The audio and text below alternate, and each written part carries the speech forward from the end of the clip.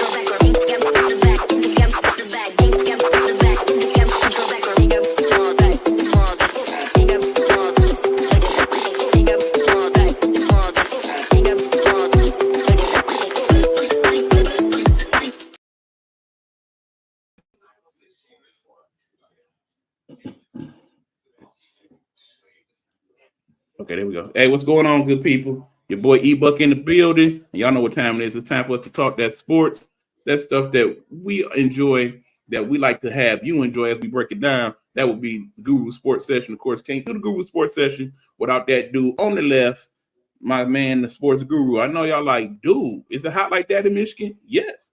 Yes, it is. How did it? I thought, brother. In more ways than one. Now, okay, knowing some of y'all going to tune in, okay, no, we're not about to go there today. Y'all want to have a discussion about what happened last night? We are definitely going to do that for you guys tomorrow, around about 8:30. I will let you guys know later on. But right now, we're going to take a break from all that and talk some sports. So let's do that. Need that break too right now. Yeah, let's get it in. Yes, sir. You already know I wanted to start off with a little bit of NBA. Couldn't do the show without it, man. There's been some stuff going on, and I just want to chime in and then voice my opinion on it. And what I wanted to talk about today. I'm ready. Let's go. Where'd you get that ball from, man? We already got the sports equipment up in here. That's funny, man. But I'm semi-retired. I wanted to ask, what's the biggest surprise to you right now in the NBA, man? Man, it's been a few of them. First of all, it's about 8-9 games in. The injuries, sir. Bro. The injuries already. Big time injuries. I'm talking about people that's gonna be out for months. How long Paul George gonna be out? Speaking of, I think he's out for a few weeks, but I think the biggest one that I've seen thus far is Paolo Banchero for the Orlando Magic. That was rough. He's gonna be out for maybe till the All-Star game, and that basically Orlando, not Orlando without him. He is that guy.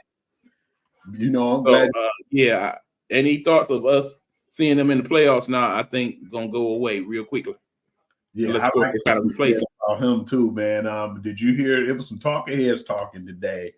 I think it was Kendrick Perkins, man. They was asking, what do you think about Michael Beasley and Ben Simmons when he was actually Ben Simmons, when they was comparing him like, oh, he could be the next LeBron James, which that faded away fast.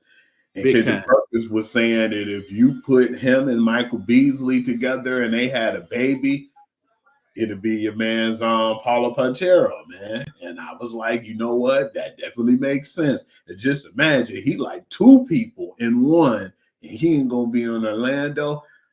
I'd be surprised if by the All-Star break that they'd be like under 12. I wouldn't be surprised if they'd be under like 10, 12 games. It wouldn't surprise me either. Like I said, they only started their ascent once they drafted him number one. From that point on, it was a whole different ball club. Yeah, you know, they got the twins over there, the Wagner brothers, and definitely love watching them play. But that just ain't gonna be enough to win most nights. Yeah, but then you know they still got Caldwell Pope too. You know what I'm saying? Yeah, but again, like I said, without the one person that's hard to guard on that squad, it's pretty much gonna make the rest of them very guardable. That leadership ain't gonna be leadering without him. So yeah, I understood. Right. The second thing that really surprised me thus far, what's going on with the Milwaukee Bucks, brother? Talk about that. Woo! I knew you was gonna say that too, man. They need to fire my man's Doc. Remember, we talked about that yesterday. I think it's time. 8 games in, you want him gone? Yeah, man. Think about it. From last year to this year, I think he was like 15-35 from the time he got with the team and now. But then they were showing my man's record too, Adrian Griffin. And he was like 13, no, 30 games over 500. We all know the story. Him being 30 and 13, and then you telling me he 15 and 35, and you feel like from last year till now, you telling me, yeah, that dude should still have a job. No, he shouldn't. I believe it's gonna get worse before it get any better, but I think he might be going by the All-Star break, man. Because bottom line, I feel like Doc Rivers always gonna have a job, because in the end, it may not be coaching, it's gonna be with one of these in his hand, because he seemed like he's better for talking the game than actually coaching the game. He done won his one. Leave it at that. Agreed, man. I definitely can agree with you on that.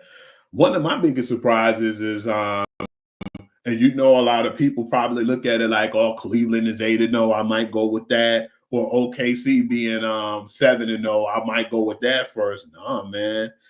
Golden State Warriors, man, being 6-1 without Clay, man. They've been balling. We were just kicking it about that, man. Emi Udoka was talking yesterday, and they was like, what are your thoughts on how the Warriors are playing? Because I think they blew the Rockets out that game too. And he was like, it's like having Clay all over again, the way they use Buddy Hield. Remember, we was dogging out Buddy Hield last year in the playoffs. We was like, man, that dude on the Sixers, that dude was missing in action. We know he was on the team, but they didn't give him a big enough role, like he said now. Because when they asked him recently in an interview, how do you feel about being in Golden State? He was like, man, it's a breath of fresh air. I feel like I'm in Oklahoma all over again. And we knew how good he was there. If they giving him that freedom, but you've been seeing it. That dude been relaxed. He shoot with so much confidence, man. But dude, they won most of the games without Steph right now. I think what we're looking at is basically Golden State is doing what the Lakers are trying to do. They're basically trying to incorporate the younger people on the team and empower them to be more a part of the offense and the overall game flow. It's definitely not working so much with the Lakers. It's absolutely working with Golden State. But that being said, it now sets us up for what's probably going to be one of the best games of the season so far. Because tonight, and like I said, it's probably going to be on as we speak, Golden State against Boston. And it's a lot of animosity based on some of the things that happen in the Olympics and whatnot. You want to chime in on that for a minute? Yeah, man, I think if the Celtics can get the opportunity to put their foot on their throat, they will, like how they did that one game when they beat them almost by 40. I think that they'll definitely try to, put out an example, man. And, I like Joe Mazzulla now, man. A lot of times we just feel like he couldn't cut the mustard. Hey, man, Joe Mazzulla's a funny guy. Have you ever heard him talk, man? He was satisfied with them winning the championship, man. That dude's kind of crazy in a way. And I think that if he could have his way, he'd probably do the same thing. Remember that crazy comment he made? Like, man, the NBA, I don't like the NBA today, man, because they don't fight, man. Y'all should let people fight again. I'm like, when you hear him talk, man, it's uncharacteristic coming from a dude like that, man. But yeah, it's pretty cool that he, had that same animosity. Like, he's never satisfied. So, yeah, I'm interested in seeing what's going to happen, though. Yeah. Like I said, we'll definitely be giving you the updates as we are sitting here talking. So, be looking for that at the bottom of the screen there as that game goes on. What else you got for me, Hugh? Man, I also wanted to talk about what's his name too, man. The Phoenix Suns, man. They're 6-1, man, and they've been playing lights out. I've been really happy to see that, man, because they feel like Kevin Durant doesn't have that leadership, man. But that's all you've been seeing from Kevin Durant now, man. They just been playing, like on the same course, and it's not like a one-man team. I feel like they spread the ball around more, and I just like the way the team's been playing. That's what that's about. Knock that chip off. I dare you. Ever since last week when those comments was made towards Stephen A. Smith, he done felt some type of way. And granted, yeah, Stephen, he gave him his propers. I respect him for not basically just going back and forth with him. He said, we know you're a great player. It's just you sensitive, and we all know it. But sensitive or not, that dude balling right now. Yeah, health brings wealth. Because keep in mind, we talked about how a lot of people injured right now. That's not the case with Phoenix. All they major role players, all they major starters is healthy, and they playing like they're healthy. Not to mention, they definitely got a much better bench this year than they had last year. They definitely needed that too. And you noticed this year too. That's one thing I noticed on the off season, man. They tried to stack their bench up, man. They knew where their Achilles heel was, and they tried to focus on that. And you can see it too, man. They definitely been playing really good. But it's one of the craziest games I've seen this year so far, so good. And we can start talking about the other topics, but I definitely want to bring the NBA in right now, man. Is the fact that it was that San Antonio game. Remember, I was telling you, and I know you probably look back at it, man. San Antonio was blowing those boys out. They was killing the Clippers, man. And the Clippers with the comeback win, it was like a Zubac. You seen James Harden and everybody just step up, man. And I'm still looking at it. And the biggest question mark right now is, why did you guys just let, Paul George just walk away like that, man? But then I look at it and I feel like that's Kawhi Leonard and his selfishness. He got his bag. He didn't give a damn about Paul George and what he got. And at the same time, he's been out and still injured. And it's like he's the most selfish player I've ever seen. And not only that, man, he'll play in the season, but when it comes to the playoffs, he definitely won't be there. I know it's a president that most people don't want to see set in the NBA, but truthfully, some of that salary you should be giving back, bro. You're not earning it. You're not earning it, my man. Not at all. In an ideal world, if you at best going to be 60% for the rest of the year or the rest of your career, it's time to shut it down, my guy. I agree with Stephen A on that. Because I look at him and I be like, man, it's just a waste of time of what he's been doing and how he carried himself, man. That really pisses me off because, right, like I said, if that's one of your hometown teams, do right by them. Go ahead and step aside. You got plenty of money. You don't have no problems. You basically got generational wealth at this point. I'm sure Ballmer will work with you and probably give you a nice little buyout, so that way it works out for both of y'all. But if you ain't gonna give us your best, it's time, bro. It's time. And Ballmer spent all that money on that Marita man, and then to have him not be there right now neither, and that's their franchise player. So yeah, that's big arguments, man. But and again, for those of y'all who have not seen it, the new Los Angeles Clippers stadium, phenomenal. I don't know what's more impressive, that one or the Sphere in Vegas, or even the new stadium they come about building for the Oakland A's in Vegas. That one's gonna be pretty phenomenal. I don't know if I sent you that picture, but man, when I saw that, I was like, my God, that looked like it's really gonna be nice, E. But yeah, that's definitely going toe to toe right now with the Dallas. Actually, I think that they said it surpassed the Dallas, arena, man. And it's funny. Absolutely. Like I said, you can go on YouTube and check it out.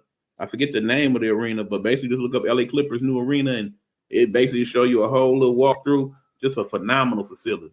Because just like the New York Jets and the Giants, they shared arenas, the Lakers and the Clippers, and they always felt like they played second fiddle to the Lakers, and it was good that they finally got their own arena. Man, they even changed their logo, man. They definitely was like, hey, we want to start out new, man. But if you start out new or you trying to start out new, you need to figure out what you're going to do with Kawhi, man, because I feel like hopefully if you could get some capital for him, get it right now while the getting is good, because I don't even know if that dude would be playing for another year or two. I'm gonna just be honest with you. I don't think he should. I gotta be honest. All right. Before we move on, we could definitely address one more thing. Talk about the comments that were made by one hip-hop artist in regards to one DeMar DeRozan. That was weird, man. When he was saying,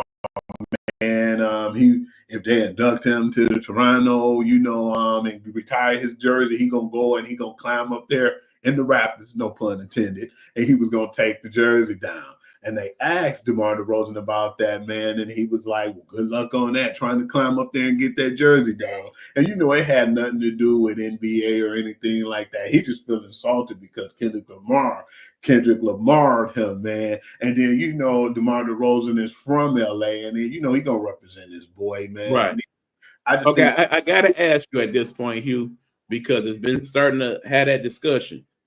Is Not Like Us the biggest diss track of all time? You know me as a hip hop head, I'm not gonna say yes. I'm going to probably go with BDP and MC Shan. That's probably one of the top two to me. That Ether was up there. I got to go with Ether, man. That's always my one. And Hit 'Em Up is definitely number two for me. But yeah, not like us. Definitely third. In the top 5 though, maybe top 5, 6. But yeah, that song they played it all summer, man. I got tired of hearing that beat. I'm still tired of hearing it. Yeah, it's like we're gonna hear that even throughout the Super Bowl. It definitely was crazy, man, because Drake never came back from that. And I didn't even know Kendrick and what was my man's name, the first one who grabbed Drake by the throat, like, hey, man, he really was they not like us. You talking about Pusha T? Yeah, he was the original They Not Like Us, because Pusha T went there with it. Talking about his son and whatnot. Yeah, I recall that. With it. But yeah, dude, yeah.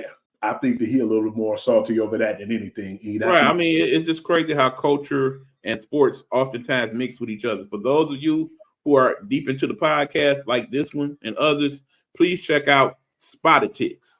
Spotatics you can find on iHeartRadio. It is starring Jamil Hill. You remember her from her days in ESPN when she did the Evening Sports Center, and to this day, I'm still highly upset that she got did the way she did. No, I got love for that lady, man. Detroit, stand up, baby. Absolutely. Even though she's a Sparty. She's Sparty. Oh my God. Yeah, she's a Sparty. Man, I want to move on, man, and talk about what was going on in Week 10 in college football, man. But before we even really get in depth about that, man, I want to talk about that Friday game, man. I know it wasn't really that crazy, and I know people probably like, well, they played San Diego State, but Jesus. Alshon Jennings, man, that dude is on another level, man. He had 149 yards and 2 scores. In a game before that, he carried that team on his back, man. They probably would have lost that game if it wasn't for him because it was a shaky game for them. But, yeah, he's definitely one of those old school workhorse running backs that they used to have back in the day. And he reminds me of some of those good old Wisconsin running backs from back in the day, like my man's Dane. I was about to say young Dane, insane Dane. Yeah, basically proved it too, man. And but I was like surprised too because I never really knew about Maddox Mason, man. I mean Madison. Man, that dude, he went off that game, man. What was his stats? 307 yards and 4 touchdowns. But it was San Diego State. Don't get it twisted. But at the same time, man, they've been playing like a finely tuned athletic machine. And when you look at it too, we know Boise for upsetting big schools like Oklahoma with the Statue of Liberty playing. Some of the teams that they embarrassed, man, that we thought they had no business playing. That's when they start putting teams like Boise and everybody in the top. Remember, it all kind of started at the same time. It was Boise State in football. It was Gonzaga in basketball. Yeah, the legends grew from there. Yeah, what was your thoughts about just how good Jennings played, man? I definitely feel like Ashton Jennings is one of the better players, and he's one of the Heisman candidates. But I was feeling like, and I know disrespect to Travis Hunter, man, but I was like, damn, Travis, you got to give that man credit where credit due for what he's doing on that end. I understand you play both ends, and that's why I feel like you definitely top 2. But still, you can't pass up what Ashton Jennings doing, though, man. And then, truthfully, him and his teammate, they're going to kind of cancel each other out to a degree when it comes to some of them Heisman votes. But remember, I say when all is said and done, it's not them or Genty that's a Heisman Trophy front runner right now. I got to get at the Cam Ward in Miami. Cam Ward, man. We didn't think that we thought he was decent with Washington State. You put me on him. You was like, hey, you watch Washington State, man, because remember once Mike Leake passed away, rest his soul. I wasn't really looking at them like that no more, man, because what he did with Texas Tech and what he was doing over there with Washington State. And when I seen him, I was like, this is a big, strong brother, man. He reminded me of what Jameis Winston should have been, man. And just really surprised at how well he played there. But he's on the big stage now, man. I definitely feel like they look like a team that even though they was just close to losing several times, I believe they're going to be one of the top 4 teams, when it's said and done. And I mean, as you see, they already did the predictions for who's going to make the playoffs, and Miami is ranked 4 right now. Yeah, it's just been really good. All right, since we brought that up, let me ask the question right now. Well, let me look it up. Go ahead and talk, and I pull out the list about the rankings. Yes. Okay, I got most of the rankings up right now too, E, if you want to go into it.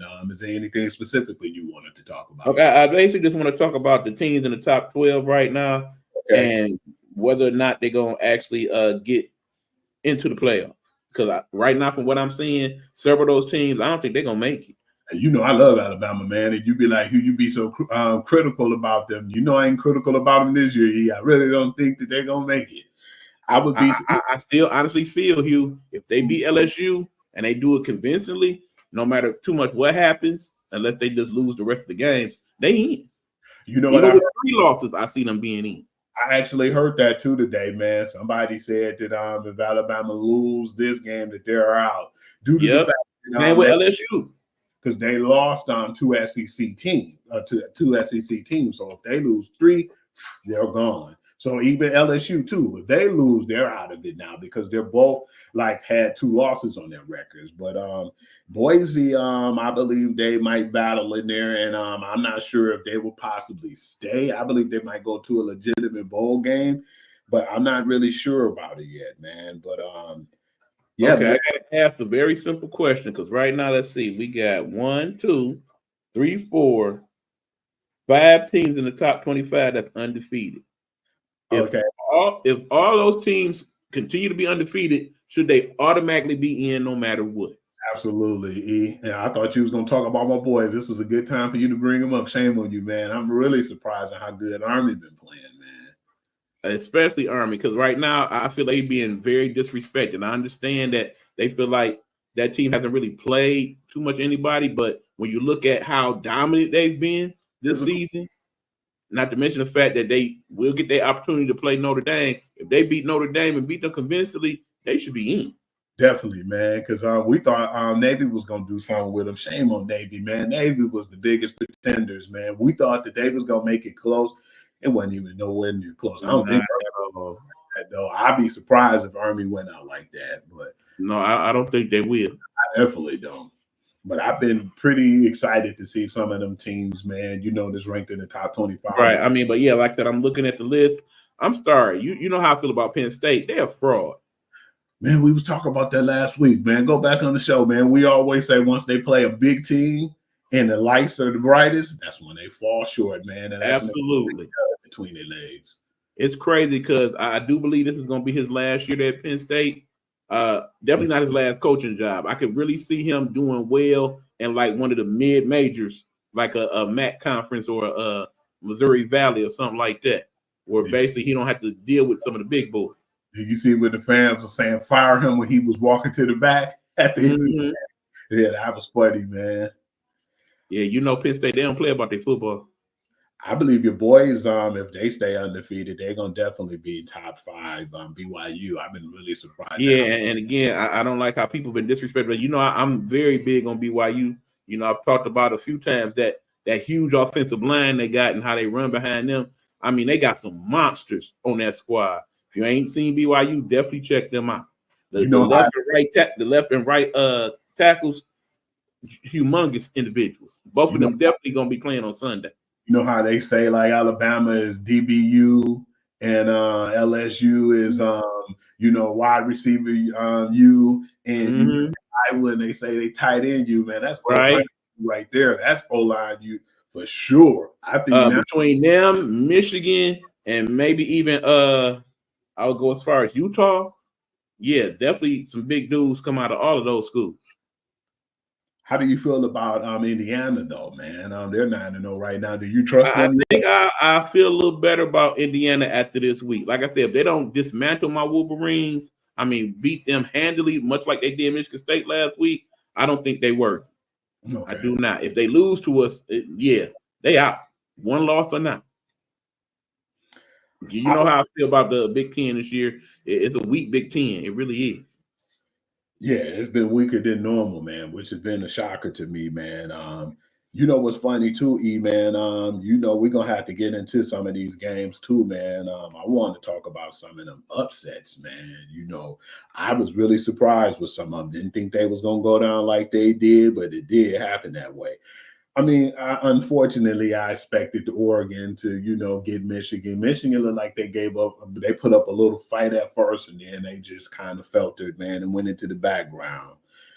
And Oregon was supposed to dominate us. They really was. I don't know why they kind of let up on the gas that second half. But yeah, based on that first half, I just thought it was gonna get extra ugly real quick. Bottom line, they got to work out that quarterback situation. I understand. Rumor has it that one of the boosters at Michigan is about to pony up some big bucks to try to flip the number one recruiting quarterback in the nation out of LSU, Bryce Underwood. Seeing that he grew up right down the street from Michigan. If they pull that off, I think we're in a whole new ballgame. That'll change the complexity of our next season, man. Absolutely, because that dude looks phenomenal. Jackson Dart, man, damn, we got to give him credit where credit due, man. He put up some numbers, man. I've never really seen that much. Is that the quarterback for Ole Miss? Yeah. Yes, I agree. He went nuts, man. 515 yards through the air, and he had 6 touchdowns with no picks. Right, well, remember, he ain't the most liked coach in the world, but we already know offensively, he right up there with some of the best in the country. Absolutely. To do that against Arkansas, though, man, who's actually a pretty decent team themselves. Yes. I was impressed, man, just for that alone. Because remember, I told you I thought Arkansas was going to get them a game. And remember when I told you I wasn't afraid of your homeboy, man, Carson Beck? I'm still not afraid of that dude, man. He definitely looked like he's not ready for the big lights, man. Dude, right now, and looking at what I'm seeing, it's two quarterbacks that's probably coming out in this draft that's going to be worthy of an NFL locker room and team right now. That's Shedeur Sanders and Cam Ward. Anybody else I done seen, I ain't been overly impressed with. Definitely not him. Not the quarterback for Ohio State. Definitely not your boy in Oregon. None of them is overly impressing me. A lot of them looking like some quality backups once they get some development. Yeah, I don't see nobody worth grabbing. The Beck had the 3 interceptions, man. It was just Florida don't have as much as they used to have back in the day. But yeah, man, he looked really bad, bro. Yeah, I agree. Man, Army, man, they kind of, at first started off slow. Remember, they best players injured, man, but they only put Air Force to a field goal. And yeah, man, you can see how physical that squad is, though, man. They got some they got some thumpers over there. They DBs hit, and that's not really normal. But right. That game, I actually enjoyed it, man. And it's crazy because I'm going to tell you, E, but you already know I'm going to do it anyway, man. If I tell you I'm not going to watch it, I'm lying. I'm really looking forward to this Army-Navy game this year. Oh, yeah, you definitely watching that. We know it. And like I said, normally, Army usually have a interesting offense, but this year, it's the defense that's making them the unstoppable squad. Because, Army, they pretty much run the same 20-25 play. Hell, you could go on your doggone PS5 and see what the playbook look like. And a lot of that is just basic tweaks of this play and that play. But it works. Yeah, that defense so physical, man. This is funny. This is one of some soldiers, literally. What can we say, man?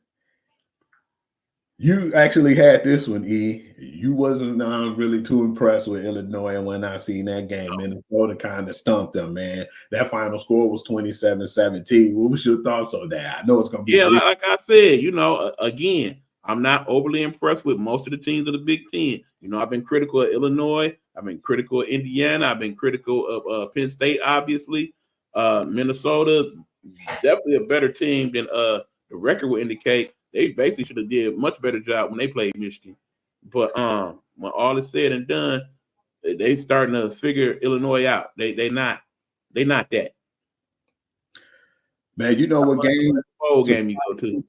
Man, that Texas. Well, the Texas Tech Iowa State game was actually pretty good, and for them to be ranked 11, Texas Tech was taking it to them. Man, it kind of went down to the wire, but that was one of the better games too, because I didn't expect Texas Tech to show up like that, man. Because games when I thought they was going to show up, they disappointed, man. But yeah, to pull off that upset against number 11 ranked Iowa State, yeah, that was a pretty good one too. That was another one I liked. That's probably some of the best offense I've seen from Texas Tech since the days of the great Patrick Mahomes. True that. I definitely respect that, E. these are some guys you thought was pretenders too, and I was definitely hurt because I feel like they was promising, and I like the young little quarterback, man. But number 17, Kansas State, man, they fall off and lost to Utah. Remember, they if I remember right, they barely beat Kansas. If I remember correctly. They So almost, yeah, I wasn't impressed with that game. I definitely wasn't impressed with that. We already know Utah, they struggling because again, the one guy who we definitely thought was going to be a good pick in this year's draft, but can't stay healthy for the life of him, Cam Rising is not a part of that squad, and as a result, they just not the same team. They're just not as good. don't hit the same, man. Let's stop playing games and let's get to some of the real heavy hitter upsets, man. Right on. Number 10, Texas A&M got stumped by South Carolina, man. 44-20. What was your thoughts on that game? You already know what I'm gonna say on that one, Hugh. SEC games, they hit different, y'all. Them conference rivalries, you don't just automatically assume you about to go in somebody's house and just dominate them because you done did that with, like I said, SEC. They're not scared of you. Hell, look at how good Vanderbilt been this year. And again, I'm trying to get every respect. Vanderbilt is not your mama's or daddy's Vanderbilt this year. They're a good team. Like somebody, when the talking head said, if you put them in the Big Ten right now, they probably right up there with Ohio State and Oregon. Yeah, I have to agree, man. Dude, what happened? Yeah, you called this one too, because I remember when we were saying who we thought was going to win.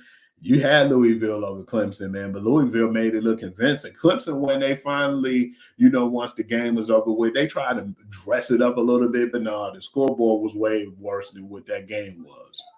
Eventually, it's going to catch up with them. You already know what the knock has been on Clemson. They've had a pretty good record this year. The fact that they said transfer portal, no thank you. We don't want none of that. They're going to change that thought process. Well, Sweeney them going to have to get with the times, man. Absolutely. Either that or you might as well go on and take your seat in the broadcast booth next to your boy Saban. Number 18 Pitt versus number 20 SMU. If I'm not mistaken, I think I picked Pitt, man. They beat the brakes off Pitt, man. You did indeed pick Pitt. I don't understand. Some of them teams, like I said, Pitt, Indiana, somehow, some way, they just keep finding a way to win, man. I've seen Pitt play a little bit. I wasn't overly impressed, but they do enough to where you could tell that locker room is banded. They brothers. And when you play like that as brothers, you can do anything. All right. I want to step into the NFL right now, man. And right on, y'all. Let's get to that NFL action from last week. I want to talk about week 9 recap. But before we get into that, man, I want to ask you, as far as the trade deadline, who do you think were the winners and the losers? We already talked about this yesterday, E. That's just like the conversation we had yesterday and just going back down memory lane, the winners and the losers of that deadline. All right. I definitely say it was 4 winners in the end. One happened even before the trade deadline. Kansas City, clearly a winner. Picking up DeAndre Hopkins has changed the whole aspect of their offense. Remember, even though they still undefeated, we still have yet to see even close to the best of what they are capable of offensively.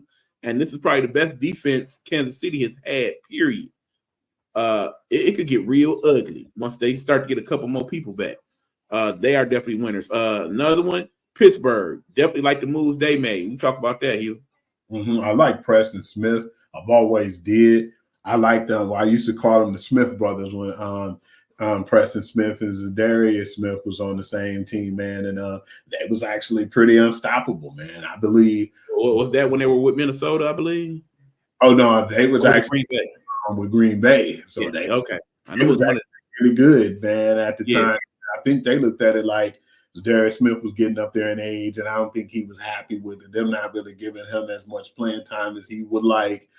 It was more or less like I don't even really think it was even that issue. You already know what it was when they paid Aaron, man. He was the odd man out, and so yeah, man. I actually thought that was a good move on Pittsburgh, and not only that, they ended up getting Mike Williams too, a really big physical wide receiver. And the good thing about it is now you can't just try to double team George Pickens. You got another guy once he's healthy and once he's playing on his game. I think he'll be more comfortable there, man, because New York already had a messed up situation. Yeah, basically that's just a whole messy locker room over there right now. So he definitely won in that one. Of course, definitely one of the winners, Detroit, picking up the edge rusher that we basically have coveted for the last several weeks. I don't think they got the one they really wanted, but they got the best one available to them. So, and they didn't have to give up much to get him at all. So they definitely win in regards to that. And they still got him under contract for not only this year, but next year as well. So I like that move. And like you said, the best realistic pass rusher, because we kind of figured that they weren't going to let Max Crosby leave the Raiders organization, which, hey, Antonio Pierce was going to be gone before that man leave. And then at the same time, we kind of figured that Myles Garrett wasn't going anywhere neither no time soon. So, yeah, hell, they'll let Nick Chubb go before they let him go. So right. And then, of course, we got to talk about the team that picked up Lattimore. I think that's the sneaky good trade of all of them. That was a really good deal because, Marshawn Lattimore was one of those guys who I felt like he was just wasting his career over there. And his funny part is when we start getting to those, the game recaps of week 9, that was one that I don't know. I believe I might have picked Carolina, but I doubt it.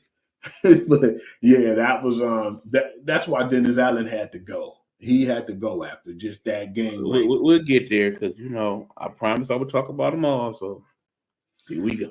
No, I really feel like too us getting him was Zadarius Smith, and then them getting Marshawn Lattimore was actually really impressive. But the weird part was, you already know with me, was the head scratcher of it all was they had Emmanuel Forbes. I'm like, you still got him on the team. You didn't try to ship him off or anything. I think that they're just going to have him there for depth this year. I wouldn't be surprised if they do anything like release him next season. But the reason why I don't think they're going to make no move right now this year is because he's still under rookie contract. And so it's cheaper to keep him right now in that situation. Right. Not to mention when we look at this year's upcoming draft, it's not a lot of game-changing people coming out in this particular draft. Not like last year. Yeah. No matter how much they spice them up, man, and try to make them seem like they the real deal, there's not really a lot of people that's convincing me in this draft. Like I said, the top 10 might be interesting, but once we get beyond that, there's going to be a lot of developmental players in this draft, much like that NBA draft this year. It's going to be one of the weakest drafts I've seen in a long time. Right. I mean, think about it. When we talked about NBA, we ain't talk about none of the rookies. They wasn't worth talking about. No, it was bad, man. And most of the guys was overseas dudes too, man, that we had no idea about. And they are not they're not assimilating well at all right now. No, they handling it hard right now in the league. Right. You know what, too, man? We had the head scratcher Dallas Cowboys, man. And then I was trying to make a sense of it. Remember, I tried to put a little sugar in it to make it sweet and say, well, we knew how sour that deal was. But I looked at it, and I said, right now, Brandon Cooks is injured, and he seems like he's always injured. And then you have CD Lamb. You done paid him, but I believe they looked at that deal because this was a guy they liked last year or couple of years ago. They liked him in the draft. They wanted to seek him, couldn't get him at the time because he went away before they was able to pick. Him being a high second round pick, things just didn't work out with him in Carolina, but a lot of things ain't working out for them neither, and that's a good thing. He left regardless of Dallas being under 500. They're 4-5, but I know he don't want to be in that crappy place, Carolina, and he got the 2 years left on his rookie deal. So that's what I think they looked at. They're not looking at this year. They're looking at probably a couple more years or so down the line in Dallas, but it still was a head scratcher, man, because it was a lot of needs they could have filled. They could have tried to went after Khalil Hubbard or somebody, man, because, we've been hearing issues with Ezekiel Elliott just not, coming in on time, man, and just late on. And they wasn't even there, just looked the other way until it became something that was a distraction, and then they had to do something about it. But they let them get away with it for like 3 weeks straight. So that's how bad things are going over there in Dallas. And that's not completely true. Not only did he get away with 3 weeks straight, he's done it in the past when he was in the Cowboys organization before. So yes, this has been that's part of why they let him go. Okay. I had no idea that he was doing that. He's not focused. Yeah, man. Who would be focused when you got halter tops on? That part. Belly shirt. Who you came from. Don't get it twisted. That's how they do things there. Oh, punk ass. Anyway. No, man. Since we kind of talked about some of the winners and losers out of that trade deadline, man, I want to get into the games. Let's do it. Surprising to me, man, in that Thursday night game, man, it was actually pretty cool. The Halloween game, how they be dressing, and they be kind of wild in the crowds, man. That's definitely one of the more interesting games to watch as a football player during the season. That one, and probably, of course, the Christmas game with all the Santa Claus costumes and things of that nature. Damn, man, it's gonna be on Netflix this year. Ain't that crazy? They done took our Sunday games on Christmas and put them on Netflix. Yeah, well, like I said, a lot of people that don't watch sports, that's usually what they're gonna be watching on Christmas and Thanksgiving as well. So kudos to Netflix. They making all the right moves over there right now. Yeah, regardless, I was gonna watch the game. Right, with the live sports and all of that. I mean, bottom line, sometime next year, y'all, you got Netflix, you want to pay some more money. You already know. Don't you know, it seems like all the big brands got some type of football or something on there, man. Apple be having baseball, and I guarantee you they're going to start having more. And I got to be honest, when you look at the cost efficiency of all these things, the best two streaming services I think is out there, that of course is not Tubi, would be Apple Plus and Paramount Plus. I think you get more bang for your buck with both of those. They got so much football on the Paramount Plus. I'm mad at Apple Plus right now, man. They took all my Charlie Brown holiday specials. Well, according to what I was told, NBC will have a couple of those specials, including the Rudolph the Red-Nosed Reindeer. It will be back on NBC this Christmas. So that's all I ask. Definitely appreciate that. All right, man. We're gonna get into that game. It was kind of funky, man. Funkier than what I thought. And did it rain? It couldn't have rained, I don't believe. But that was a really bad game, though. He kind of surprised me because I thought it was going to be a little better. Let alone, I thought that C.J. Stroud was going to play better. But, man, what I've been hearing now, too, this week, I've been hearing that Nico Collins is trending in the right direction. There's a possibility he might be able to come back this week. And I want you at your best. So that don't matter to me. Absolutely. Like I said, Stroud, he is definitely suffering a little bit from that sophomore slump at this point. They still got a good record and everything, but he is not quite as crisp at quarterback as he's been in the previous year. You know what I know? Yeah, it definitely was some weather relations in that game, but it was a few games this week. Truthfully, they were stinkers. This one wasn't quite so bad, but yeah, it definitely did affect what went on. That O-line ain't as good as we thought it was going to be neither. No. Getting hit a lot, Yeah. I was surprised because that game was a tale of two tapes, man. Because at first they was booing them in New York wearing paper bags over their head, right? And then they cooked that second half, man. My man Rodgers didn't have no big yards really through the air, but 211 yards is still okay. But the 3 touchdowns, and he had those clean, man. And then Devontae Adams finally got his first score, but the catch, man. That catch from Garrison was that was probably the second best play of the weekend. That one, Cedric Wilson in the one-hand grab, that was very impressive. That was, man. He really looked like the Jumpman logo on that one. It was agreed. Devontae Adams was like, man, we should try to get him to come over to Jumpman, man. He was like, they gonna mess around and try to sue him for Adidas. So yeah, I thought that was kind of funny when they were saying that. But yeah, that final score was 21-13. And then you missing Nico Collins, but that lets me, and you missing Stephon Diggs. That let me know how heavy of a player Nico Collins is, man. Because even when they had Stephon Diggs, they still struggle. So that right. Know that he just and keep in mind, Tank Dell ain't quite been what he was last year either. Because he got messed up pretty bad last year from that injury. Yeah. So really starting to get back to his regular self.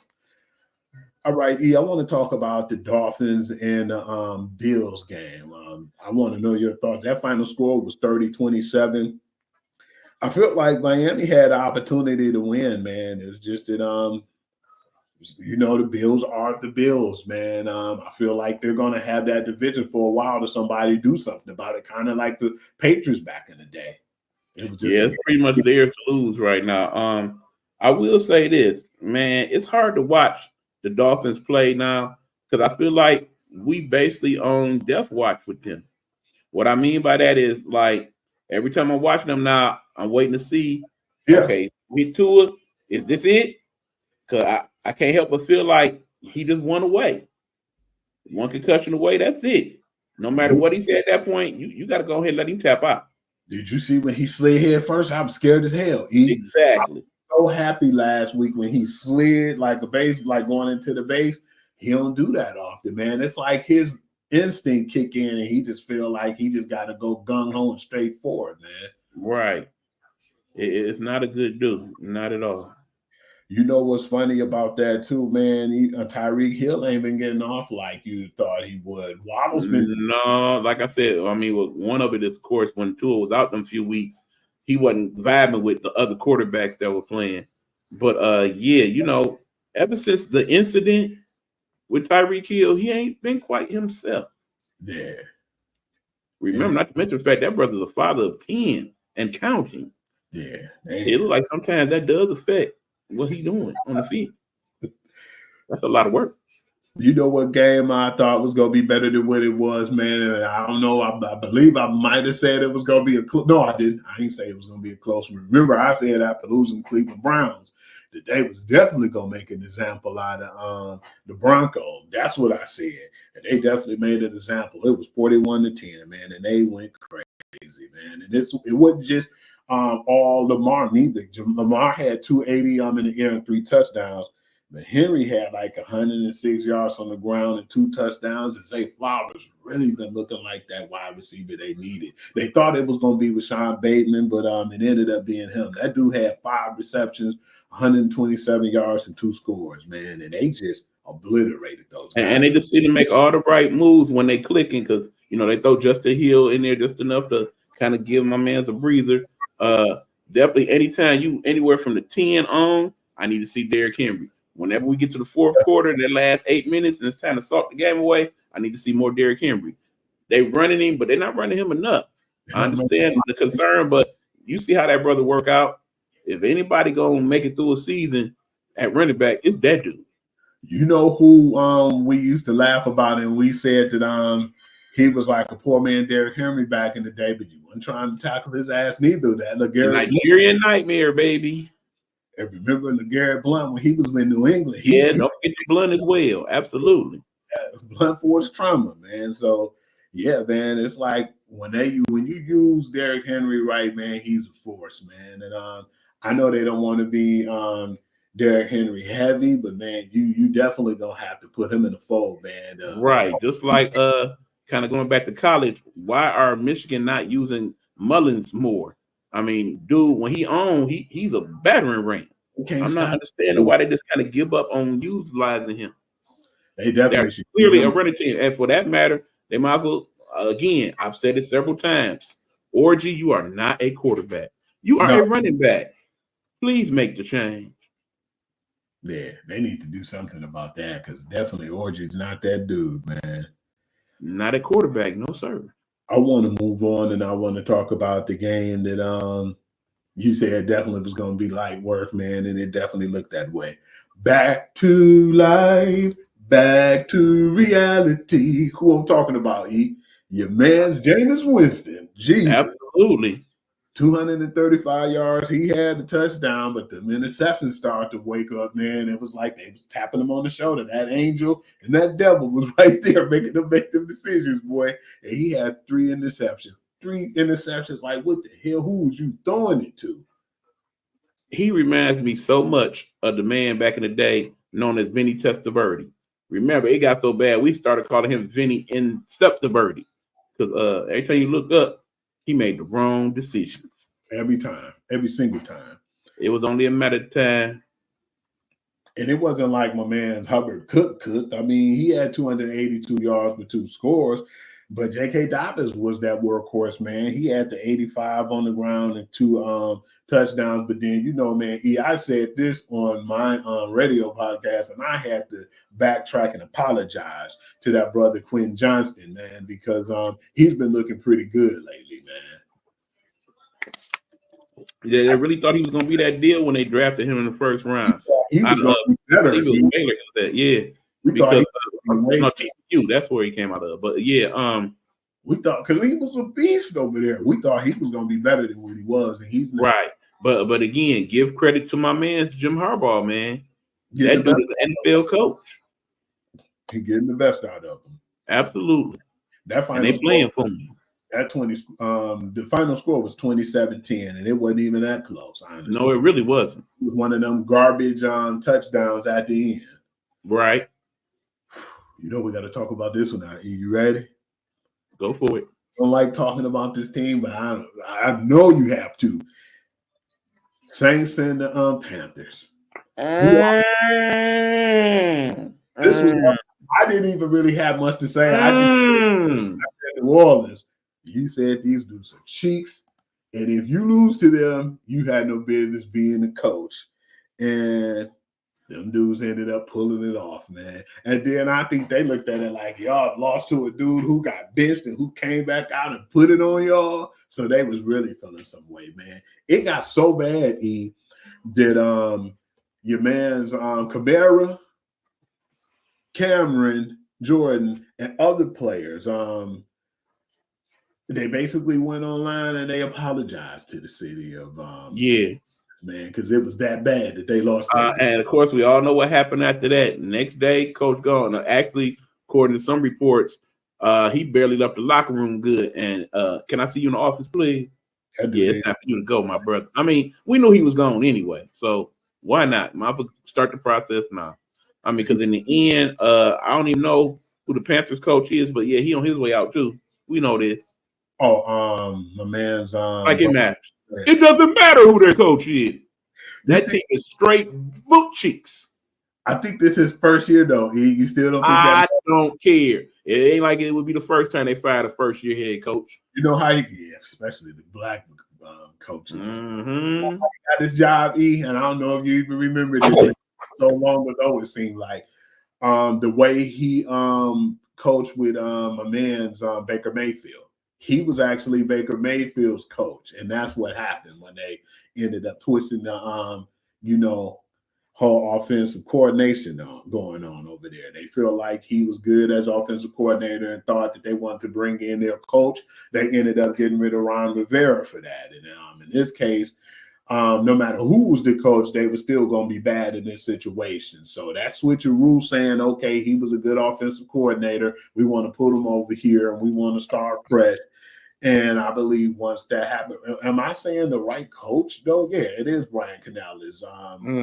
They ended up saying that they wanted him to be over there in Carolina, because they looked at how he developed Baker Mayfield or how the offense clicked with Baker Mayfield. I don't feel like he really developed them. And yeah, I think that he'll be on the way out the door too. And I'm not even trying to be funny. His last name is Canales, so he probably be gone. It's a wrap. I mean, bottom line. Since I'm sitting here actually watching it, shout out to Greg Campy, coach of Oakland U in NCAA basketball, on winning his 700th career game. I do believe he has the most wins in college basketball right now. Yeah, congratulations to that brother. Oh, that's pretty good. Shout out to him, man, for that. We're going to go on, Ian. We're going to talk about another game I know you don't really want to talk about, and I love Antonio Pierce, but I think he on his way out the door too, E, man. Did you agree? Not only do I agree, I already threw my conspiracy theory out there. What we've been seeing is that every time when the Raiders lose, there's a certain person that goes on a social media page, that person being Shedeur Sanders, and puts "thank you, God." And he doesn't put nothing else but that. But because it always seems to happen right after they lose, people are starting to piece together certain things. Yeah. Remember, his father has came out and said, "Look, my son only going to certain teams, flat out. So if you're not one of them teams, you wasting your time." And Prime means it because that's how he did himself back in the day. And keep in mind, when we talk about the Raiders, yeah, Al Davis' son is the owner, but guess who's the partial owner? Tom Brady. He B12. And who does he have a very good relationship with? He's Shedeur's back coach. That kid, Shedeur Sanders. don't be surprised if we end up with a package deal over there next year and they go ahead and draft not only Shedeur Sanders and perhaps his brother as well, but go ahead and put Prime at head coach. Not Prime. Florida State don't get him first. I was just about to ask that. Do you think Florida State might come at him? Like I said, remember last year when I was telling y'all this is definitely Harbaugh's last year at Michigan. I think it is definitely Coach Prime's last year at Colorado, and they're gonna be salty about it. But hey, y'all ain't got what it takes. We love Uncle Rico too, man, but they didn't look too good, man. Joe Burrow really came up on that game, man. But then, it was against the Raiders, man. He had 251 yards, but he had them 5 tutties, man. That was huge. And Mike Gesicki looked really good, too. I know he was going to benefit being over there, man, because Mike Gesicki is a tight end, but he's more like one of them wide receiver tight ends, though. And remember, in these last few years, it always seemed to work that way. Either Joe Burrow get hurt, and that's the wrap for the season, or around about this time of year, Joe Burrow steps it up a couple notches. The next thing you know, they go on a nice 7-8 game run, and boom, here they are in the playoffs. And we all know the one team in the AFC that might be a concern to the Kansas City Chiefs is the one team that has beat them. That wasn't, of course, Tom Brady. That, of course, would be the Bengals, Cincinnati Bengals. As close to doing it this year, if Jamar Chase just would have shut his mouth, it probably would have been a different outcome, man. But absolutely, it was, and we ain't gonna. Yeah, are you surprised that T. Higgins didn't get traded? That dude, man, he can't even stay healthy, man. I wouldn't keep him, and I understand why they kept him on the franchise tag, but I just let him walk next year, man, because it ain't like he gonna stay healthy a whole season. And he's gonna demand probably close to the same money that Chase wants, and you can't pay both of those. You can't. Especially if you're Cincinnati, they ain't coming up with that type of bread. You got to already pay Joe Burrow a mint. Because, Chase putting in that work and T. Higgins always MIA. So, yeah, it's time. Absolutely. The Washington Commanders versus New York, man, it seems like that game, New York gave them everything that they could, man. And I feel bad because we've been looking at it and we felt like Daniel Jones been bad for a while, but it wasn't really on him a lot now, man. It ain't really been on him these last few weeks. I'm going to be honest. Man, they be dropping passes, and them dudes just ain't really cooperating with them, and they don't got enough over there, man. But yeah, man, this was one of them games where Jay Daniels didn't even have to do much. 209 through the air, 2 touchdowns, man. That was just about good enough. And then, I just feel like that's one of them teams, even on a bad day, wouldn't lose to a Giants team. So yeah. And remember, Daniels is not 100%. So yeah, good people. Y'all, if you ain't been watching the Commanders, you might want to check them out. They the real deal. I do believe when all is said and done, they're gonna mess around and win the NFC East. Terry, Scary Terry, man, he top 3 right now, receivers, man. People probably think I'm tripping, Michelle. I'm gonna go top 3 with Scary Terry right now. He is definitely the most underrated receiver in the National Football League, no question. Damn near in history. That dude is one of the best. If we didn't have to, you wouldn't even talk about this game neither, even though, this is Americans' team. But we're going to talk about the Dallas Cowboys and Atlanta Falcons. Well, I kind of figured that they were going to lose to the Falcons, but the crazy part was now Dak is hurting. He's going to be on IR for like 4 weeks.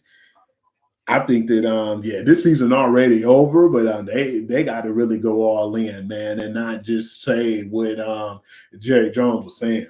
Don't talk the talk, walk it, Right. I mean, and it's crazy because we already know Jerry has said on numerous occasions he is not for the rebuild, not at all. At 82 years young, or 83 now, he ain't trying to rebuild. He may not live long enough to see it play out to the duration. So because you already made 2 fatal flaws in terms of people you didn't pay and overpaid, and then 2 other fatal flaws by not getting that quality running back in the room, like a Saquon Barkley or Derrick Henry, who both expressed that they wouldn't mind being there.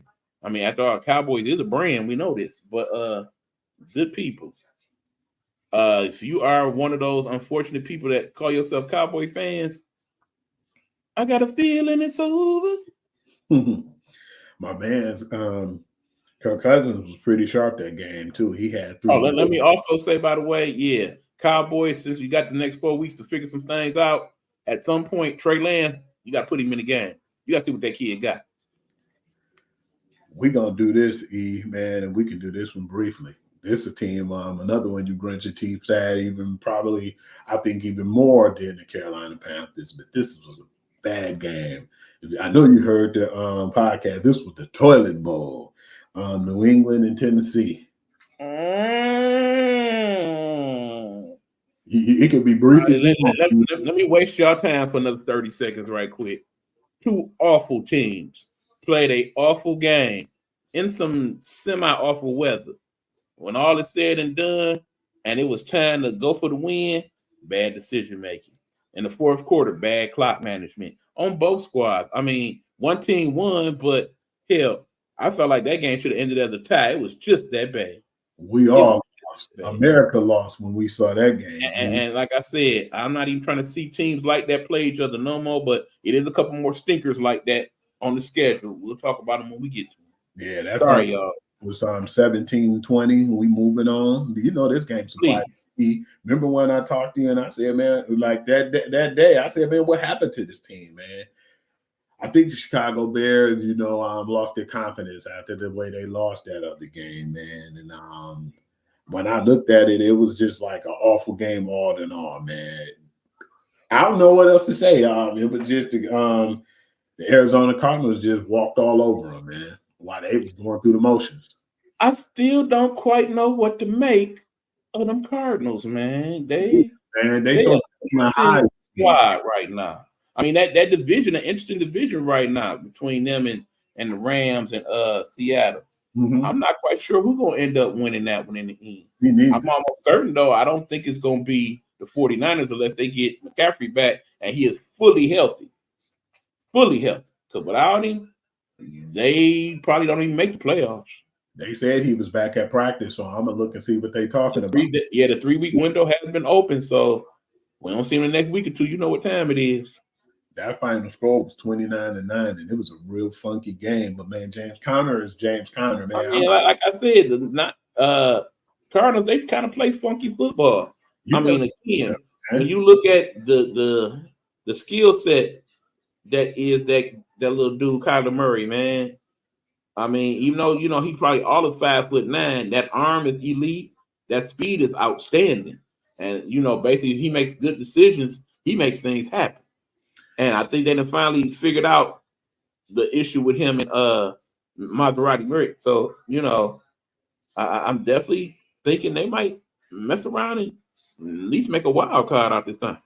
And that was so funky, that game, too. And I'm like, well, how the hell the score ended up being 29-9? I forgot. They got two safeties that game. Indeed.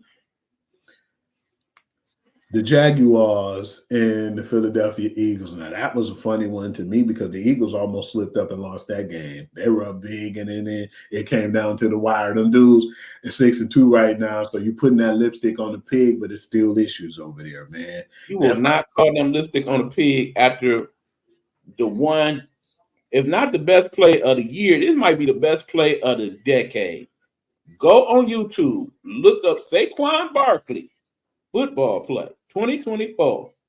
I can't even describe fully what happened. It was one of the greatest runs I've ever seen from any individual. And keep in mind, I grew up in Detroit with the great Barry Sanders. So I was just incredible. And it was crazy, too, because it took away from the good Devontae Smith catch. That catch was incredible. But everybody, all they talk about that backwards hurdle, man. That was great. And then, like I said, I think 30, 40 years from now, when they do NFL films and whatnot, best plays all the time, that definitely will be top 1. We ain't even going to go that far, man. We're going to go until next season. You know they're going to have that on the Madden. Oh, yeah. I would not be surprised if that dude is on Madden with that play. That final score was 28-23. That was a stinker too, pretty much. It kind of was. Like I said, outside of those two phenomenal plays, like I said, we had some stinkers this week. We're going to go on, and I'm going to stop playing with you now, man. We're going to talk about that Detroit Lions Green Bay game. Thank you. I like to talk about my Lions. You shame on you, man. You wasn't really feeling that happy about that, man. You wasn't feeling that oozy when it came to the Lions last week. Not Lucy. You know, that was for pride, that was for P. My man's. But look, people, it's crazy now. That's been talking heads out here talking ish about my Lions. Talk about why we running up the score on folks. Are you for real? Why did he say Are that? y'all for real? My Detroit Lions, the ones that y'all clown for the better part of 40, 50 years. The team that used to take ad whooping at the ad whooping at the ad whooping by some of the best team. I mean, we done lost Washington like 50-0. We done lost to Peyton Manning like 50-something. I mean, really? It's time for our revenge. Let us have our revenge, okay? Even the Cowboys. If you don't like it, stop it. Remember, they said we was even classless, man. What we did, you know. Right. They say we bullies and all types of crazy stuff, man. Like, oh, now the Lions are bullies. To quote the great Marshall Mathers, I am whatever you say I am. If I wasn't, then why would I say I am? Let up. It wasn't even as close as the score say. I mean, understand, Hugh, that would have been a much better game, truthfully, if not for the elements. I mean, that was the hard thing about watching it, especially that second half. The inclement weather in Green Bay was just awful. You know what that reminded me of? Worst weather games I've ever seen in Green Bay. Watching that game, you gonna laugh when I say this. Don't that remind you of that Any Given Sunday game when it was just absolutely and rain? I agree. It was crazy, but man, I felt like we always talked about how skilled Jordan Love is, but you know, man, sometimes he get ahead of himself and try to make a big play, and he tried to overdo it. Ooh, it's something about being a Green Bay Packer quarterback. It go back to the legacy that is Brett Favre. You know, at times Brett Favre used to make some unbelievable throws. Sometimes you're like, oh, I can fit that in there. When I seen Kirby Jones, when he caught that, I said, man, he just catch this dude screen. And when he was gone, man, nobody was behind him. I said, uh-oh, that's trouble. Kobe Joseph is having quite the season, my friend. Man, I'm telling you. And of course, we got to talk about, man, the branch play where he got throughout the game. Bull. You know, I bull spit. That too. That's just bull jab, as my man Shannon Sharp would say. And my nephew Dini, man, we was talking about it because when we was talking, he said, you know what that was, they just didn't want us to continue to embarrass Green Bay like that and gave them some slack so they could score after that. Because he said there wasn't no way that that was something that they looked at that was dirty play. Right, because understand, if my man Hutch was not hurt and Branch was in that game and the weather wasn't what it was and J-Mo played, that might have got extra ugly. Oh, yeah. We're going to have most of those factors in this game in Houston. So, Houston, you better man up.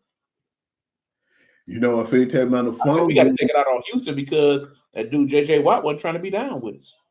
You know, Belafonwu and Emmanuel Mosley will be back too by that game. Yeah, it could get real interesting. Don't forget, we got the new guy. Yeah. So, okay, we got what, 9 games up? How many sacks do you think that dude will get? I think he's going to get about 6, 7. I think between 5 and 7. I can see it. Yeah, because I think he's going to wild out, man, because he's actually. The question is what happens next year when Hutch is back and them two is together? Ooh, baby. That's the best part about this deal because I didn't know Cleveland took the $11 million off of that deal, so we're not really paying for him. And we got 2025. So, yeah, that's going to be 2025, 26 season. So we got him all next season, too. Absolutely. And we didn't get him no pick that was really going to hurt us. Because, you know, knowing that dude, Brad Holmes, he'd been messed around and made up for that pick. And we'll end up with a 5th round pick anyway. Man, I want to go to another good game, too, E, man. I didn't think it was going to be that good at first, man. I don't think. One more thing before we move on. My man's Jared Goff is him. You know what, man? I'm glad you. Every time y'all in LA and y'all see what we doing in Detroit, y'all got to feel some type of way. Even though y'all won the championship and all that. Y'all gave up on my man's too soon. I'm a Ron St. Brown and the Jared Goff connection, E. Check this out. 30 consecutive catches. for 295 yards and 5 touchdowns at a passer rating of 147.22. And remember what the weather was like that last game. And he still caught everything. And they weren't all easy catches either. And especially that one in the end zone on 4th down. One more thing that I know that you know, we still have more completions than incompletions. And we have, maybe one drop in the last 5 games? I mean, we lead the league in fewest drops, and it ain't even close. Damn, I can't believe, though, because at first, Amon-Ra last missed catch from golf was, in September, man. They said he never dropped nothing again. Right, and then understand things get better for Gilbert because after we get through with Houston, I think 3 of the next 4 games, we got to creep. And what's crazy too, they were saying the difficulty of each throw and the catch he made was basically like 0.001% or 1 in 780,000. And he's catching all of that, man. So yeah, right. I don't want to put the cart before the horse, but keep in mind if we get to the ultimate prize, where do you rank Jared Goff in Detroit sports legend history? Is he right up there with Zeke and him? He'd definitely be up there, man, because we've never had this good of a team before at the Lions, and to actually be in that situation, yeah, I would definitely have to say that, man, because like I said, I can't help but think about some of the heartbreaking ache that we done went through over there. Remember, once upon a time, we could not keep a quarterback to save our life. Every year was a different quarterback. The Rusty Hilders, the Scott Mitchells, and Scott wasn't that bad for a couple years, but no, I'm talking about John the damn Andre Wards and all of that. It's crazy how here's a thing: 4 of our quarterbacks that were former Detroit Lions quarterbacks, they are broadcasters now. Because remember, of course, you know about Gary Danielson. Don't forget Andre Ward. He is definitely doing his thing in the broadcast booth. You got the former Michigan quarterback that's over there doing his thing on CBS on Friday night. And then who was the other one? I don't remember. Oh, yeah, of course, Dan Orlovsky. How could I forget that?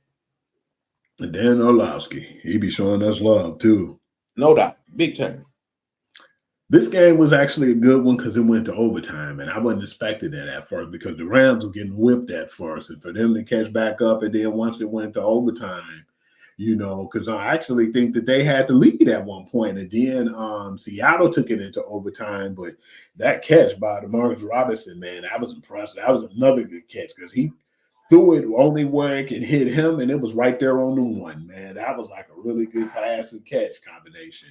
But I think they're getting hot at the right time too, man. Absolutely. Ain't nothing like when Matthew Stafford is healthy. Remember, he still got one of the best arms in football, bar none.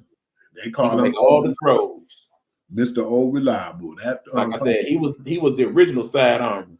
Well, no, truthfully, he wasn't. If you go way back in the day and talk about my man Jurgensen back in Minnesota, he was truly the original sidearmer. But that score was 26-20. It was a really good one though, man. Seattle, they blew that one. I ain't gonna lie. This game I wasn't too happy with, man. I was a little disappointed, but then at the same time, now, man, I'm glad though, because we can kind of talk about this because you know what I said last week when it came to Indy, and now I want to ask you now. I just still feel like that this was just one of them bad games for Joe Flacco, man. I just feel like that old man age started to creep in on him a little bit that game because he wasn't as good as he normally is. But the game was close.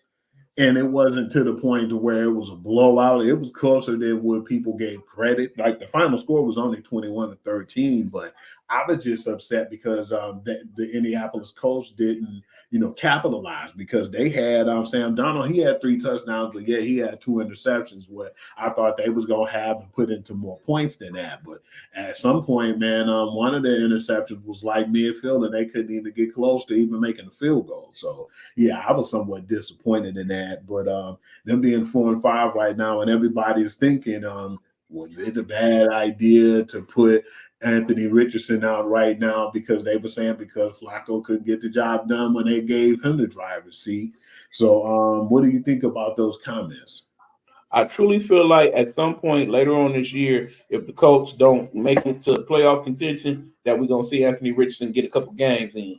I wouldn't even be surprised if after a couple more weeks they start to have little packages for Anthony Richardson. So that would be a smart thing to do. It's just, he got to make smart decisions if they do that. Yeah, and I think when he quit on that Hopefully team, he's not only working on his leadership skills, but definitely his cardio. Because you can't tap out again. You can't. No. That's the real. Ain't nothing like that on TV, man. You're too young to be saying crazy stuff like that, man. But then at the same time, he didn't know better, and now he know. Because I didn't really pay no attention, but then a lot of people don't realize too that man Pat McAfee got a lot of power behind his words, man. And when he looked and he said, man, that guy basically said that he was tired and that's why he didn't finish that the plays, and that's what he was like, man. You might as well say he tapped out and gave up on the team, and remember, it's a reason why the quarterback makes the most money on the squad. The reason why you call him the franchise. When the franchise does things like that, that's a bad reflection on your team. Check this out, E. The Kansas City versus Tampa Bay game was better than what I thought it was going to be. I even got scared and was like, man, did I bite my words? Because I knew Mike Evans and Chris Godwin was going to be out, but it was a really good game. And I feel like, Ty Bowles, shame on you, man. I think everybody in America felt like it was only, I think, maybe two people. Remember, I told you Akbar, I don't remember his last name. He was one of the people who was saying that he thought that was the right decision. But I said, but you played on defense, so of course you're going to say that. I feel like they should have went for two because the weather was getting funky there. And then at the same time, you was in a hostile environment in Kansas City, man. You should have just went big or go home, because even if they did lose by not making that conversion, people would be like, you know what, they lost. But it's kind of damn near like they won because they had balls to even go for it. But the way they lost, you gave Kansas City, you took it into overtime, but then you gave Kansas City the ball. You might as well say it was over as soon as that coin flip, man. Hey, we know what happened when they did the coin flip and Baker lost that boy. His reaction told it all. He knew it was over. It was actually bottom line, we already know. It's the quarterbacks in the league, and then it's Mahomes and Jackson. You don't want to get either one of them brothers the ball in overtime. Ever, ever, ever, ever, ever. Really good performance by him too, man. That dude, Cade Otton, man, he's a beast at tight end. But the running backs was able to run, which surprised me on Tampa Bay side. But Baker wasn't no punk though, man. He had 200 yards and 2 scores, but it was too much Patrick Mahomes, man. And he had a really solid game that game too, 291 yards and 3 scores. And Kareem Hunt's been that workhorse they needed. I definitely know they saying Isaiah Pacheco should be back soon, if not this week, next. So I want to see how that work out with them two in the backfield, man. Man, we already got our guys Sonic and Knuckles over there with the Lions, but I think the second best 1-2 punch most definitely would be that dude and Hunt. Man, I'm not trying to see that. Not at all. Tay was in the crowd this week too, and my man Kelsey, he put up 100 yards this one. I was mad he didn't get that score, man. He messed up a parlay. Even we say that for another day. Hey, I'm pretty much done in my fantasy. I lost by 3 points. That touchdown would have got me there. Jeez. Yeah, he ain't played good for none of us, man. We was really excited. Yeah. 1-7. It's a wrap for me. All right, E, man, you already know what time it is, man. This week I wasn't going to hold you up at all, my brother. We're going to go into the games in college, man. We don't even really got to be lightning. We can do a semi-lightning round on this one. Okay, well, all right. Before we do that, right now, we're taking a commercial break. When we come back, lightning round. All right, y'all, we back. It's time for the lightning round here on the show known as the Guru Sports Session. Your boy E-Buck in the building with the technical stuff is kind of interesting, ain't it? But all right, me and you know what happened. Y'all not gonna know what happened. It's funny, trust me. It was funny. But yeah, go for it, man. We're going with the game, and we're just gonna cut the junk right now. Michigan, Indiana. I'm so tired of picking against my squad. This shit hurt, man. It hurt, bro. Great factor. But they in Bloomington, Indiana. They've been wanting to whoop on us for so long. We owe them. They owe us so many butt whoopings. I think it's finally that time. through the Michael Penix days. Yes, you got to go on here and put it on us. If we win this one, one, we're going to the bowl. But two, Indiana, they're done. No playoffs for them. Jesus, Purdue and Ohio State. Who? Yeah. Yeah, that team down there. Okay.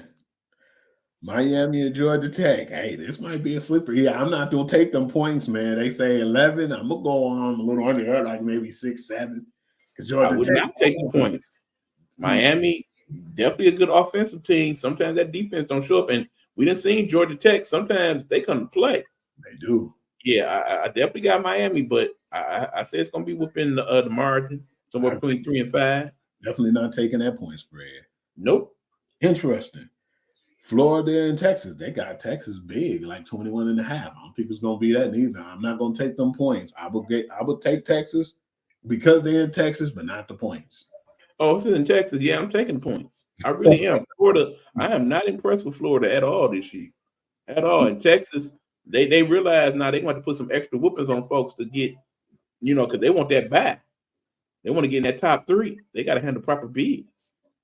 All right, this is one you're gonna like right here. Number 3 Georgia versus 16 Ole Miss, and they're in Ole Miss.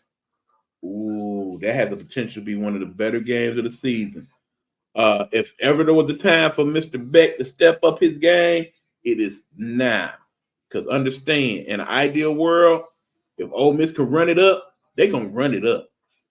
Kirby Smart and I can't think of his name right now. Head coach of Ole Miss. Lane Kiffin. Yeah, they are not friends. Ever since the time they worked together at Bama, they are not friends. Yeah, because he didn't like the way Kiffin used to act, man, in Bama. And then when he left, Kiffin took shots at him, and absolutely. That could get interesting. Not to mention it's an SEC battle. You know how I feel about that SEC. I'm actually gonna go with the 07 on this one. I'm gonna go Ole Miss. Ooh, interesting. Who you got, E? I'm definitely going with Georgia. Iowa State and Kansas. I'm gonna go with Iowa State. Like I said, if you haven't seen Iowa State play, they're a pretty gritty team. I like them. And I'm taking the points because the points is only about 3, E. Oh, yeah, I'm taking points as well. Clemson, number 23, Clemson versus Virginia Tech. I'm gonna go Clemson, but I'm not taking the 6.5 though.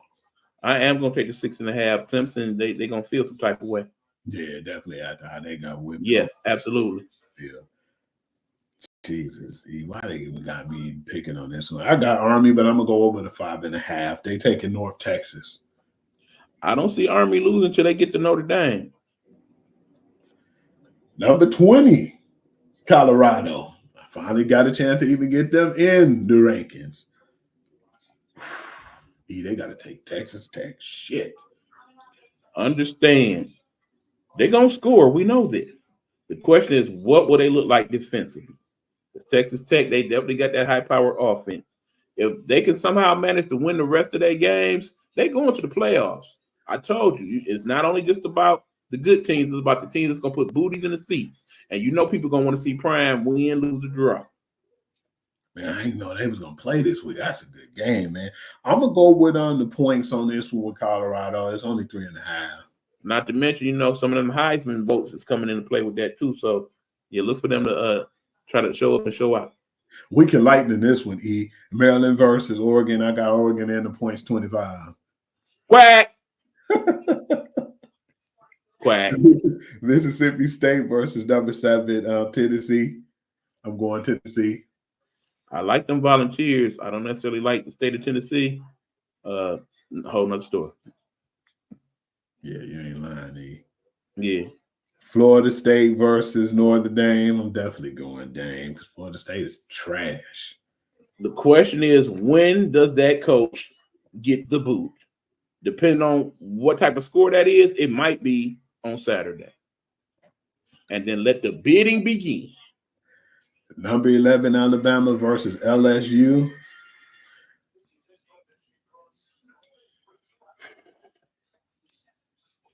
I'm going with Bama, man. You know what, E? Surprising enough, I'm going to go with them, and I'm going to only take them 3 points. There you go, man. Have some faith in your squad. Oklahoma versus Mizzou. I got Mizzou. You know I like Mizzou, man. You know I like Mizzou. I'm going there all day. By 2.5. They crazy as hell. I got Mizzou by a touchdown. I like Mizzou now. Washington, Bill Belichick's son team versus Penn State.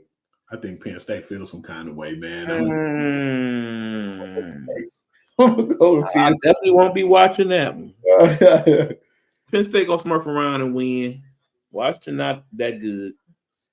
Okay. But it's probably gonna be close once again. Nevada versus Boise State. Come on now. I got Boise State and the points, 24.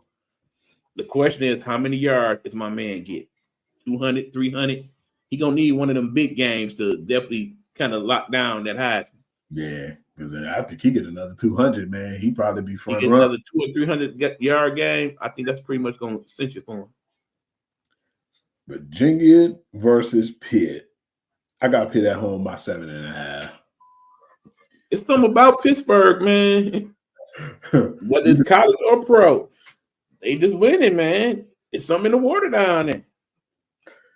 Hey, damn, this would have been a better game with Cam Rising, but it's not this time around. BYU versus Utah. I'm surprised they only got BYU by 4 points, man. No, they disrespecting BYU. Yeah. I would take them points. I would take the over. Me too. I'm definitely taking that over. And again, if y'all could watch that game, it's probably gonna be one of the late games. Check out them big horses they got on the offensive line. I'm trying to tell you. Yeah, I wasn't really I'm surprised looking at this game. I didn't know